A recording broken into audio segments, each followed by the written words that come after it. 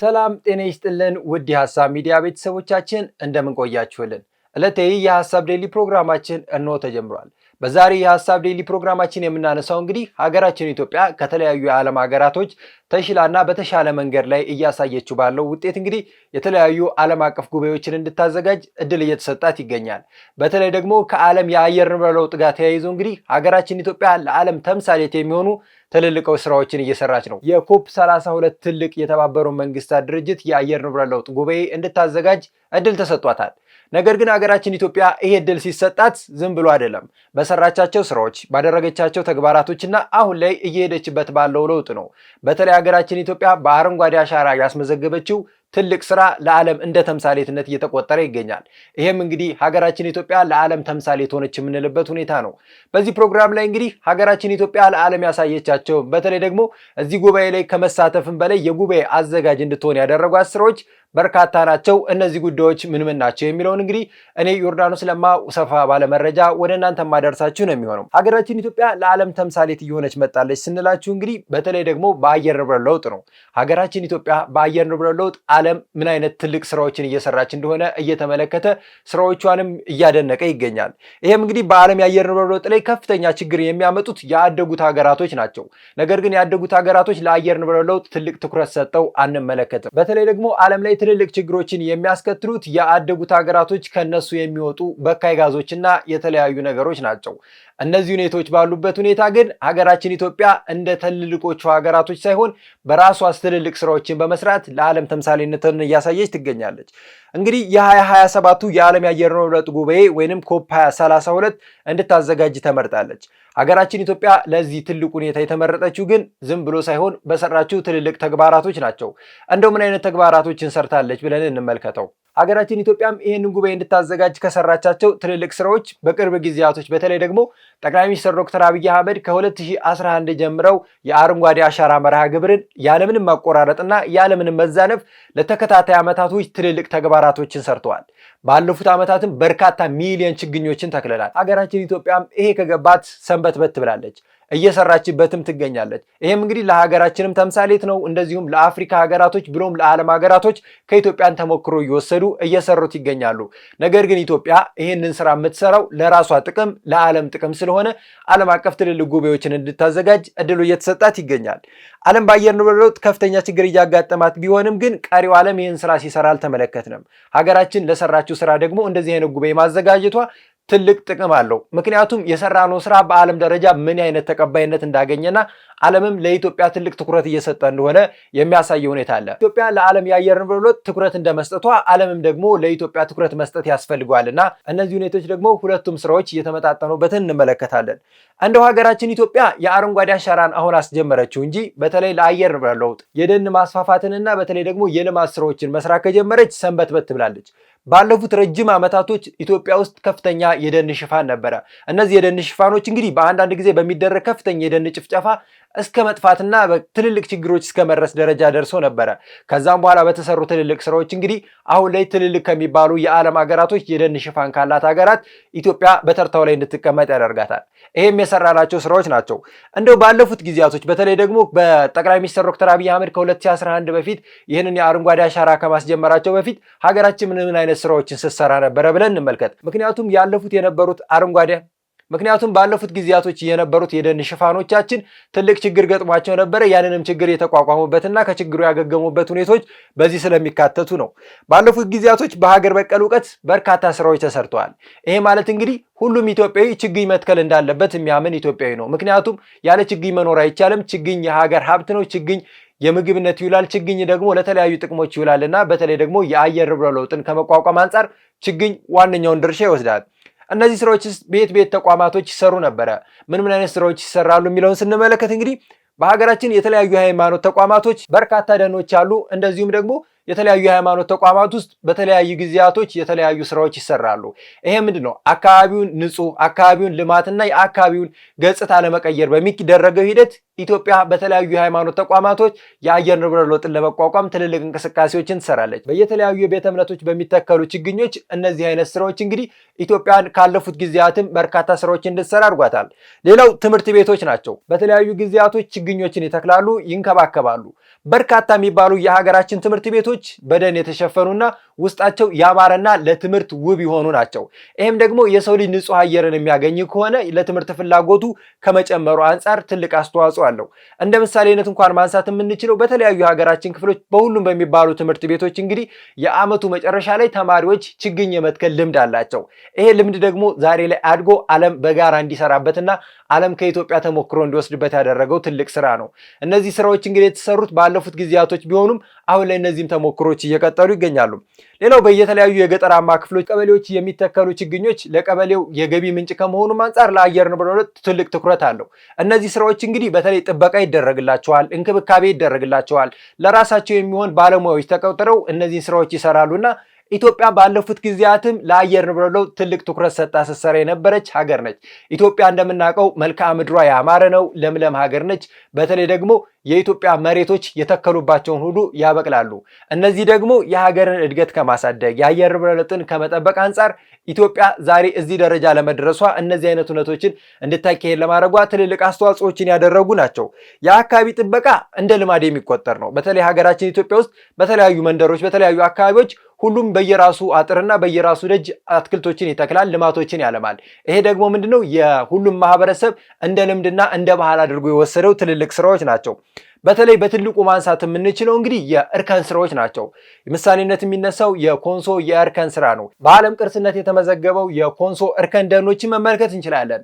እነዚህ እርከኖች በጣም ትልልቅ አስተዋጽኦ አላቸው።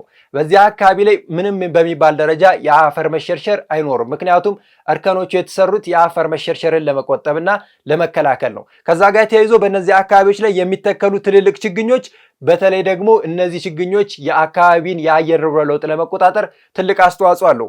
ኮንሶ ለሀገራችን ብቻ ሳይሆን ለዓለም ተምሳሌት የሆነ ስራ ነው። እነዚህ ስራዎች እንግዲህ በኮንሶ ብቻ አልቀሩም።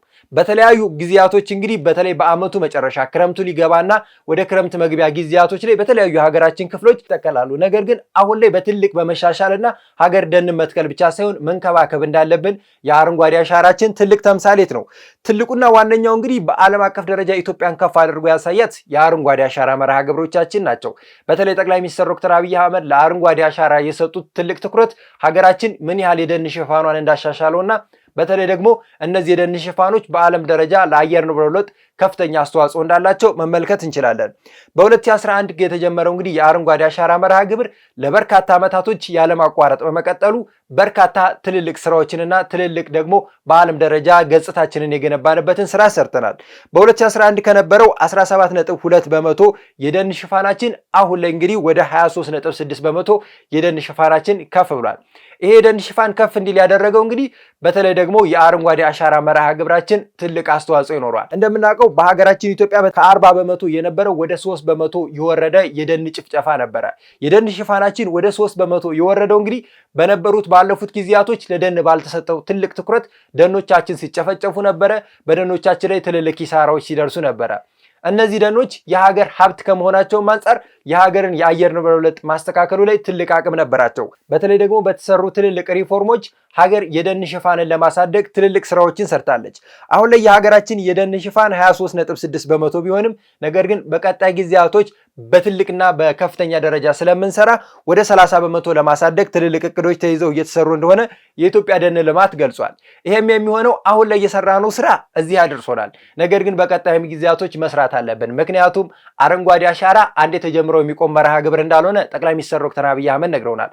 2011 ላይ ሲጀመር እዚህ ይደርሳል ብሎ የጠበቀ የትኛውም ሀገር አልነበረም። ነገር ግን ኢትዮጵያ ትልቅ ተስፋ ነበራትና ተስፋችንን በትልቁ ሰርተናል። ይህም ትልልቅ ስራዎችን እንድንሰራ ከረዱን አንጻር እንግዲህ የአረንጓዴ አሻራ በዘንድሮ መርሃ ግብር ብቻ እንኳን ከ7.6 ቢሊየን በላይ ችግኞች እንድንተክል አድርጎናል። ጠቅላይ ሚኒስትር ዶክተር አብይ አህመድ ባስጀመሩበት በአንድ ጀንበር ከ700 ሚሊዮን በላይ ችግኝን ተክለናል። 700 ሚሊዮን ችግኝ በአንድ ቀን የተከለ የትኛውም የዓለም ሀገር የለም። ይሄም በዓለም ደረጃ ትልቅ ድርሻ እንዲኖረን ያደርገናል። ምክንያቱም ሀገር በጋራና በአንድነት ስትሰራ እንደዚህ አይነት ትልልቅ ስራዎችን ማምጣት እንደምትችል ያሳየንበት ሀገርም ደግሞ ምን ያህል ለአረንጓዴ አሻራ መርሃ ግብር ላይ ትልቅ አስተዋጽኦ እንደምታደርግ እንደዚሁም ኢትዮጵያ ለአየር ንብረት ለውጥ ትልቅ ትኩረት ሰጣ እየሰራች እንደሆነ ማሳያ ነው። ሀገራችን ኢትዮጵያ የአረንጓዴ አሻራ መርሃ ግብሯ በርካታ ጎረቤት ሀገራቶች ተሞክሮ እየወሰዱ እየሰሩት ይገኛሉ። በተለያዩ የዓለም አቀፍ ሀገራቶችም ደግሞ እንደዚህ አይነት ስራ መሰራት እንዳለበት ከኢትዮጵያ ተሞክሮ እየወሰዱ ነው። ለዚህ ነው ኢትዮጵያ በዓለም ደረጃ ተምሳሌት መሆንነቷን ቀጥላለች ያልነው። እንደምናውቀው እንግዲህ የ27ቱ የዓለም የአየር ንብረት ለውጥ ጉባኤ ኮፕ 32 እንድታዘጋጅ ከተሰጧት ትልልቅ ስራዎችም እንደ ምሳሌነት የምናነሳው የአረንጓዴ አሻራ ነው። ለበርካታ ጊዜያቶች እነዚህ ስራዎችን ያለማቋረጥ ስንሰራ ዓለም ኢትዮጵያ ለአየር ንብረት ለውጥ ምን አይነት ትኩረት እንደሰጠችው ተመለከተ። እነዚህም ስራዎች እንግዲህ በሁሉም ኢትዮጵያውያኖች የተሰራ ነውና ሁሉም ኢትዮጵያዊ በራሱ ስራ ዓለም እንዴት እያየለትና ዓለም እንዴት ትኩረት እየሰጠን እንደሆነ ማሳያ ነው። በተለይ ደግሞ አየር ንብረት ለውጥ በዓለም ላይ እያመጣ ያለው ችግር ተቆጥሮና ተዘርዝሮ የሚያልቅ አይደለም። እነዚህን ችግሮች ያደጉት ሀገራቶች ለመፍታት ሳይሆን ችግሩን በማባባስ ደረጃ ላይ እየተመለከትን እንገኛለን። የዚህ ሁሉ አዳፋ ቀማሽ እንግዲህ የሚሆኑት በተለይ ደግሞ እንደ ኢትዮጵያ በማደግ ላይ ያሉ ሀገራቶች እንደ አፍሪካና የተለያዩ የኤዥያ ሀገራቶች ትልቁ የዚህ ገፈት ቀማሽ ናቸው። ነገር ግን ችግሩ ይሄ ነው ብሎ ከመዘርዘር ይልቅ ለችግሩ መፍትሄ ማምጣት አስፈላጊ ነገር ከመሆኑ አንጻር ኢትዮጵያ በተለይ ደግሞ ጠቅላይ ሚኒስትር ዶክተር አብይ አህመድ የአረንጓዴ አሻራ መርሃ ግብራችንን በትልቁ እንድንሰራና የዓለምን የአየር ንብረት ለውጥ የሀገራችንንም የአየር ንብረት ለውጥ እንድንጠብቅ ትልቅ ባለድርሻ አካላቶች ናቸው። አፍሪካ በተለይ ደግሞ እነዚህ አይነት ስራዎችን እንድትሰራ ትልቅ ተምሳሌት መሆናችን ለአፍሪካም ብሎም ለዓለምም ተምሳሌት እየሆነ ነው እንላለን። ምክንያቱም የተለያዩ የዓለም ሀገራቶች ስለ አየር ንብረት ለውጥ ሲነሳ የሚያመጣውን ችግርና የመጣባቸውን ትልልቅ ኪሳራዎችን ከመጥቀስ ይልቅ ይህን እየሰራን ነው የሚሉት ትልቅ ስራ የለም። ነገር ግን ኢትዮጵያ የትኛውም የዓለም ሀገራት ጉባኤዎች ላይ ስትሳተፍ እነዚህ አይነት ስራዎችን ሰርቻለሁ ብላ በትልቁ መናገር ትችላለች እና የሰራነው ስራ እንደዚህ አይነት ትልልቅ ጉባኤዎችን እንድናዘጋጅ ረድቶናል። እንደው ዓለም አሁን ላይ በምን ያህል ደረጃ ትልልቅ ኪሳራዎችን እያስተናገደች ትገኛለች? በተለይ ደግሞ የአየር ንብረት ለውጥ በዓለም ደረጃ ምን አይነት ኪሳራዎችን እያመጣ ነው የሚለውን የምንመለከት ይሆናል። አሁን ላይ ዓለም በአየር ንብረት ለውጥ ችግር ከፍተኛ ዳፋ እየደረሰባት ይገኛል። የተለያዩ የአደጉ ሀገራቶች ሳይቀር በራሳቸው ችግር ራሳቸው የአዳፋው ቀማሽ እየሆኑ ይገኛሉ። እንደ ቻይና፣ አሜሪካ፣ የተለያዩ የአውሮፓና የኤዥያ ሀገራቶች ለአየር ንብረት ለውጥ ትኩረት ባለመስጠታቸው ዛሬ የዚህ አዳፋ ቀማሽ ሆነዋል። ቻይናን ብትሉ አሜሪካን ብትሉ የተለያዩ የአውሮፓ ሀገራቶችም አሁን ላይ በሰደድ እሳት፣ በአውሎ ንፋስ፣ በተለያዩ ችግሮች እየተጠቁ ይገኛሉ። እነዚህም እንግዲህ በራሳቸው ችግር ራሳቸው ለመቅረፍ አይሞክሩም። ነገር ግን የተለያዩ የዓለም አቀፍ የአየር ንብረት ለውጥ ጉባኤዎች ሲዘጋጅ ሁሉም ሀገራቶች ለምን እንዴት የሚለውን ጥያቄ ያነሳሉ። ነገር ግን እንደ ኢትዮጵያ የመፍትሄ ሀሳቡን ሲያመጡ አንመለከትም። እንደው በዓለም ደረጃ ከፍተኛ ችግር እያደረሰ የሚገኙ የአየር ንብረት ለውጦች እነማን ሀገራቶች ላይ ምን ያህል ችግርን አደረሰ የሚለውን እንመልከት። በተለይ ደግሞ በ2025 በዘንድሮ ዓመት ብቻ ምን ያህል ችግሮች ደርሰዋል የሚለውን ብቻ እንመልከት። ምክንያቱም ወደ ኋላ የምንመለስ ከሆነ በጣም ረጅምና ሰፊ ከመሆኑ አንጻር በሌላ ፕሮግራም በሰፊው የምናመጣላችሁ ይሆናል። በዘንድሮ ዓመት እንኳን በ2025 በቻይና በተፈጥሮ አደጋ ከ23 ሚሊዮን በላይ ሰዎች ጉዳት ደርሶባቸዋል። ይሄም እንግዲህ በመሬት መንቀጥቀጥ፣ በመሬት መንሸራተት፣ በጎርፍ፣ በሰደድ እሳት እንደዚሁም በተለያዩ የአየር ንብረት ችግሮች በቻይና ብቻ እነዚህ አይነት ሰዎች ችግር ደርሶባቸዋል። በትንሹ እንኳን ወደ 300 ምናምን ገደማ የሚሆኑ ሰዎች ደግሞ ህይወታቸው አልፏል። በሀብት በንብረት ደረጃ ሲቆጠር ደግሞ ቁጥሩ በጣም ትልቅ አደጋጅ ይህንም ያክል ሚሊየን ህዝብ በዚህ አደጋ ደረሰበት ማለት በተለይ ደግሞ የተፈጥሮ አደጋ የሚያደርሳቸው ትልልቅ ጉዳቶች አሉ። ከመኖሪያ ቤት መፈናቀል አለ፣ ወደ ሌላ ቦታ መሰደድ አለ። የአካባቢው ሙሉ ለሙሉ ውድመት እስካለ ድረስ ሰዎች ከመንደራቸው እንዲሸሹ ያደርጋል። መኖሪያ ቤታቸውም እንደዚሁም ያላቸው ሀብት ንብረት እንደዚሁም የተለያዩ ሀብታቸው የሚወድምበት ሁኔታ አለና እነዚህ አይነት ችግሮች እንኳን በአደጉት ሀገራቶች ላይ ትልቅ ኪሳራን ሲያመጡ አሁን የሚያደጉት ሀገራቶች ለትኩረቱ መፍትሄ እየሰጡ አይገኝም። ሌላ በዓለማችን ትልልቅ ኢኮኖሚ ካላት ሀገራት ግንባር ቀደም የምትጠቀሰው አሜሪካ ነች። አሜሪካ በዘንድሮ ዓመት እንኳን በተለይ ደግሞ በሎስ አንጀለስ በደረሰው የሰደድ እሳት በጣም ትልቅ ውድመትና ትልቅ ኪሳራ ደርሶባታል። አሜሪካን የምታክል ትልቅ ሀገር ይህንን ሰደድ እሳት ለማጥፋት በርካታ ዋጋዎችን ብከፍልም ነገር ግን ሰደድ እሳቱን በቀላሉ ለማጥፋት አልቻለችም። የተፈጥሮ አደጋን ለመቋቋም ከፍተኛ አቅም ያስፈልጋልና እንደነ አሜሪካ ያሉ ትልልቅ ሀገራቶች እንኳን ይህን የሚመጣባቸውን የተፈጥሮ አደጋ ለመከላከል አቅሙ አይኖራቸውም። እንዲሁም በተለይ በሎስ አንጀለሱ የሰደድ እሳት አደጋ እንግዲህ ወደ 16000 የሚሆኑ ህንፃዎች ወድመዋል። በርካታ ሰዎች ችግር ውስጥ ገብተዋል። ምክንያቱም እነዚህ አይነት ውድመቶች ሲደርሱ ሰዎች ከመኖሪያ ቦታቸው ይፈናቀላሉ። በተለያዩ መጠለያ ካምፕ ወይንም ደግሞ በተለያዩ ድርጅቶች ወይንም ደግሞ እርዳታ በሚሰጥ አካባቢዎች ነው የሚሆኑትና እነዚህ አይነት ችግሮች በትልልቁ ህዝብን ይጎዳል። በሎስ አንጀለሱ የሰደድ እሳት አደጋ ብቻ በአሜሪካ 61 ቢሊዮን ዶላር የሀብት ንብረት ውድመት እንደደረሰ ተገልጿል። ይህም በአሜሪካ ታሪክ እንግዲህ ከፍተኛው አደጋ ተብሎ የሚጠቀሰው ነው። በተለይ ደግሞ ከረጅም ጊዜ በኋላ በአሜሪካ እንደዚህ አይነት አደጋዎች ይከሰታሉ። ነገር ግን በሎስ አንጀለስ የተደረሰው የዘንድሮ አደጋ አሜሪካ በትልቁ የጎዳና በአሜሪካ ታሪክ ደግሞ ከፍተኛ የተባለለት ትልቅ ጉዳት ያደረሰ አደጋ ነው። በተለይ ደግሞ እነዚህ አይነት አደጋዎችን ለመቋቋም ወይንም ደግሞ እነዚህ አይነት አደጋዎችን እርምጃ ለመውሰድ ወይንም ደግሞ ለመከላከል የሚካሄዱ ሂደቶች በጣም አመርቂ አይደሉም። ምክንያቱም አደጋው የተፈጥሮ አደጋ እንደመሆኑ አንጻር የተፈጥሮ አደጋን ደግሞ ለመቋቋም የተለያዩ ነገሮች ሲሰሩ ነበረ። የሎስ አንጀለሱን የሰደድ እሳት አደጋ ለመቋቋም በርካታ ስራዎች ተሰርተዋል። ከአሜሪካም ውጭ ወደ ጎረቤት ሀገራቶች ተሄዶ እንግዲህ ይህን ሰደድ እሳት ለማጥፋት የተለያዩ የእርዳታ ወይንም ደግሞ የአደጋ መከላከል ስራዎች ሲሰሩ ነበረ። ይህም በርካታ ውድመትን ያደረሰ የሰደድ እሳት አደጋ ለመቋቋም በርካታ ፈተናዎችና ችግሮች ገጥመውታል። ሌላው በፊሊፒንስ የደረሰውን አደጋ እንመልከት። በፊሊፒንስ በደረሰ አውሎ ንፋስ አደጋ እንኳን ከ142 በላይ ሰዎች ህይወት ቀጥፏል። ይህም እንግዲህ በዘንድሮ ዓመት በዓለም ላይ ከታዩ ከፍተኛ አውሎ ንፋሶች መካከል ትልቁ ነው። ይህ አውሎ ንፋስ እንግዲህ ለረጅም ጊዜ የቆየና በርካታ መንደሮች እንደዚሁም ደግሞ በርካታ መኖሪያ ስፍራዎችን ነዋሪዎችን ያፈናቀለ ትልልቅ ችግሮችን ያመጣ ነው። በቅርብ ጊዜ እንኳን በህንድና በፓኪስታን በደረሰ የጎርፍ አደጋ በርካታ ውድመቶችን ደርሰዋል። በእነዚህ ሁለት ሀገራቶች እንግዲህ በጋራ ወንዛቸው ላይ በተለይም በተለያዩ ጎርፍ አደጋዎች ትልልቅ ችግሮች ይደርሳሉ። እንደው በዓለም ላይ የደረሱ ትልልቅ አደጋዎችን አነሳን እንጂ በርካታ የሚባሉ የተለያዩ የተፈጥሮ አደጋ በተለያዩ የዓለም ሀገራቶች ደርሰዋል። እንደዚሁም በአፍሪካ እንደ ድርቅ፣ የአውሎ ንፋስ፣ የሰደድ እሳት የመሳሰሉ ትልልቅ ችግሮች በአፍሪካ ምድር ደርሰዋል። በተለይ ደግሞ አፍሪካ ውስጥ አሁን ባሉ ችግሮች የራሴ ውስጥ ችግሮች ይኖራሉ።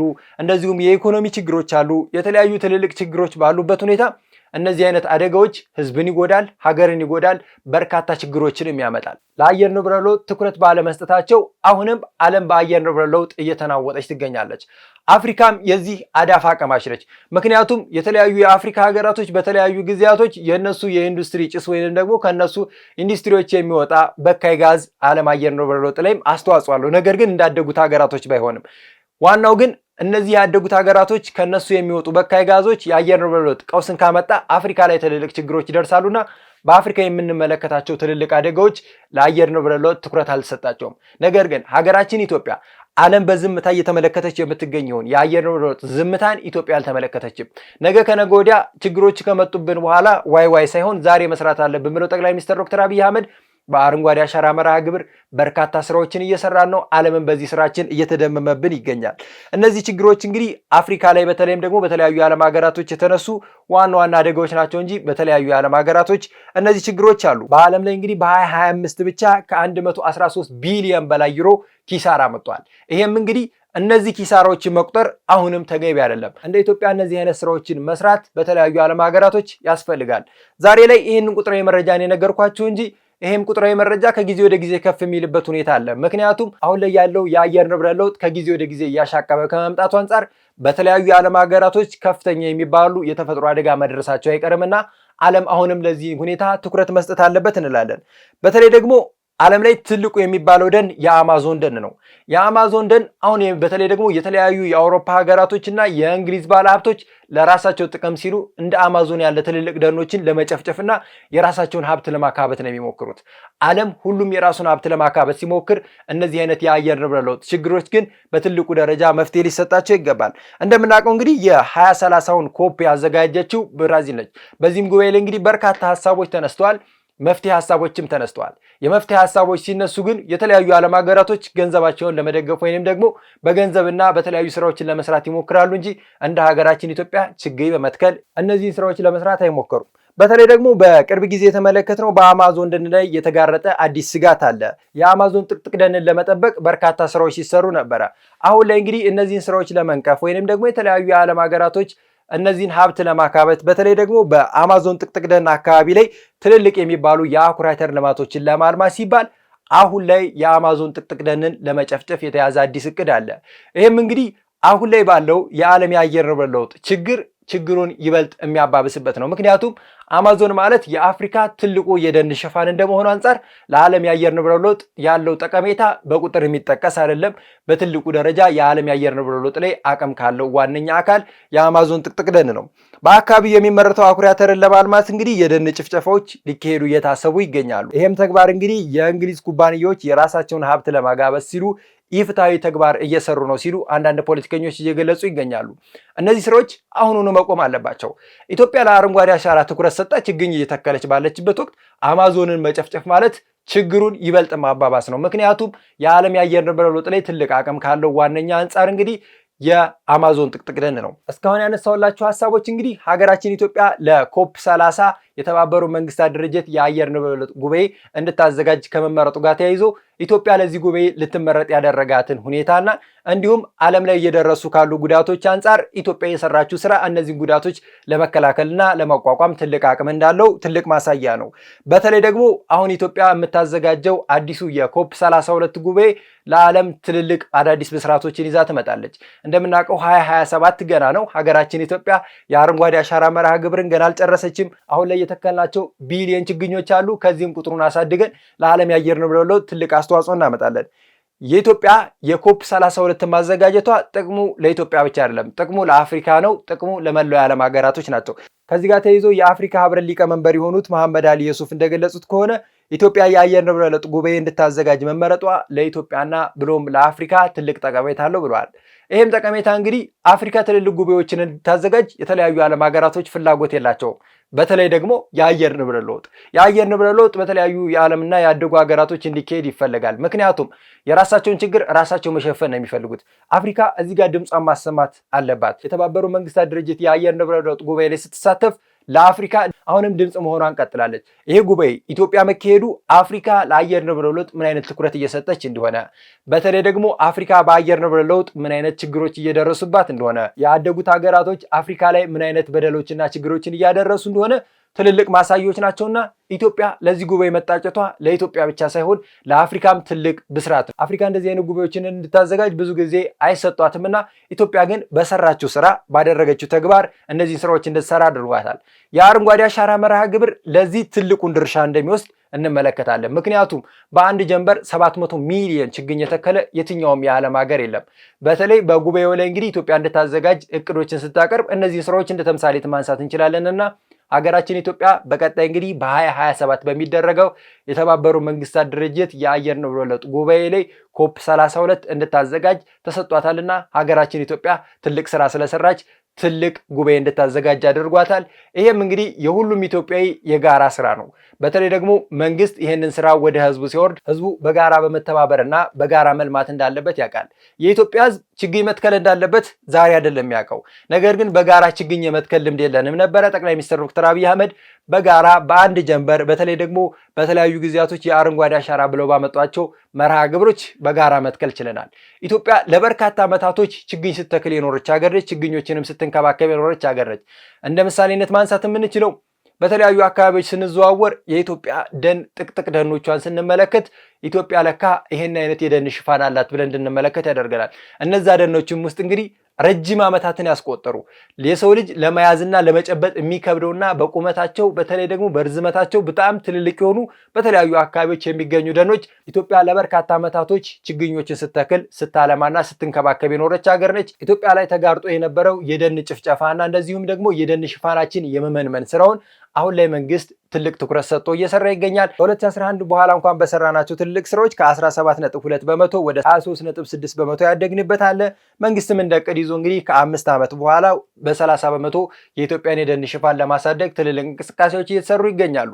ሀገራችን ኢትዮጵያ ለዓለም ተምሳሌት እየሆነች ነው ያልኳችሁ ለዚህ ነው። ምክንያቱም ኢትዮጵያ መስራት እንደምትችል አፍሪካ መስራት እንደምትችል ኢትዮጵያ ትልልቅ ምሳሌ እየሆነች ትገኛለችና እንደዚህ አይነት ጉባኤ ስናዘጋጅ ትልቅ አቅምና ትልቅ ኃይል ያለው ስለሆነ ኢትዮጵያም ይህን ጉባኤ ማዘጋጀት አቅም እንዲኖራት ያደረገው ባለፉት ጊዜያቶች በተለይ ደግሞ በቅርብ ዓመታት የሰራናቸው ትልልቅ ስራዎች ናቸውና እነዚህ ስራዎች ተጠናክረው መቀጠል አለባቸው። ምክንያቱም አሁንም ተሰራ ብለን መቆም የለብንም። በተለያዩ ጊዜያቶች የሚደረጉ የአረንጓዴ አሻራ መርሃ ግብር ላይ ሁላችንም በመሳተፍ የሀገራችንን ገጽታ ማሳደግና ማጎልበት ይኖርብናል እንላለን። እስካሁን የነበሩትን መረጃ ወደ እናንተ ሳደርስ እኔ ዮርዳኖስ ለማ ከእናንተ ጋር ቆይታ አደረኩኝ። እናንተም የዩቲዩብ ቻናላችንን ሰብስክራይብ፣ ላይክ፣ ሼር እያደረጋችሁ በጋራ አብራችሁ እንድትሆኑ እየጋበዙ በቀጣይ ቀን በሌላ ፕሮግራም እስከምንገናኝ ቸር ቆዩኝ።